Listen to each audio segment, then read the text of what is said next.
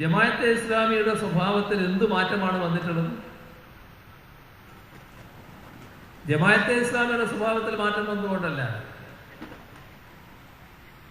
UDF-ന് തൽക്കാല ആവശ്യം 4 വോട്ടെങ്കിലും കൂടുതൽ കിട്ടുമെന്ന് നോക്കലാണ്.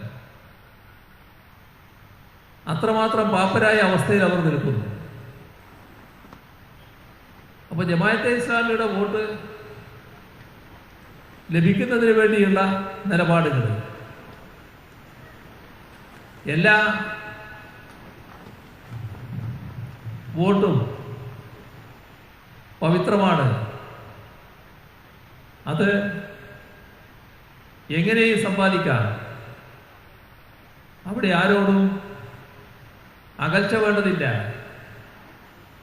വിഘടനവാദികളായാലും കടുത്ത വർഗീയ ശക്തികളായാലും അവരുടെ എല്ലാം വോട്ട് തൽക്കാലം പോരട്ടെ. അതിനുതകുന്ന സമീപനം,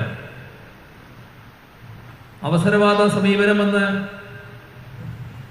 മറ്റുള്ളവർ ആക്ഷേപിക്കുമെങ്കിലും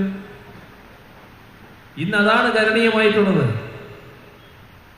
ആ വോട്ട് സമ്പാദിക്കാൻ തങ്ങൾ ഈ നിലയെടുക്കുന്നു.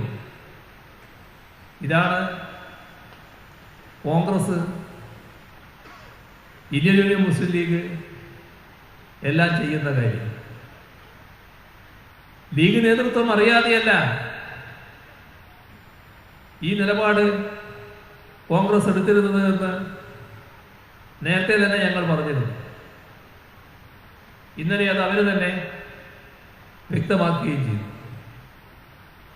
ഏതായാലും ഞങ്ങൾക്കൊരു കാര്യം മാത്രമേ പറയാനുള്ളൂ. ഞങ്ങൾ തെളിമയാർന്ന നിലപാടുമായിട്ടാണ് മുന്നോട്ട് പോകുന്നത്. ഒരു വിഘടന ശക്തിയുടെയും ഒരു വർഗീയ ശക്തിയുടെയും പിന്തുണയോ ആശീർവാദമോ ഞങ്ങൾക്ക് ആവശ്യമില്ല.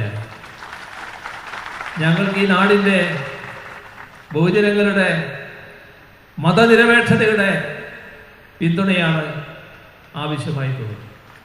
ആ നിലപാട് മാത്രമേ ഞങ്ങൾ സ്വീകരിച്ച് മുന്നോട്ട് പോകും.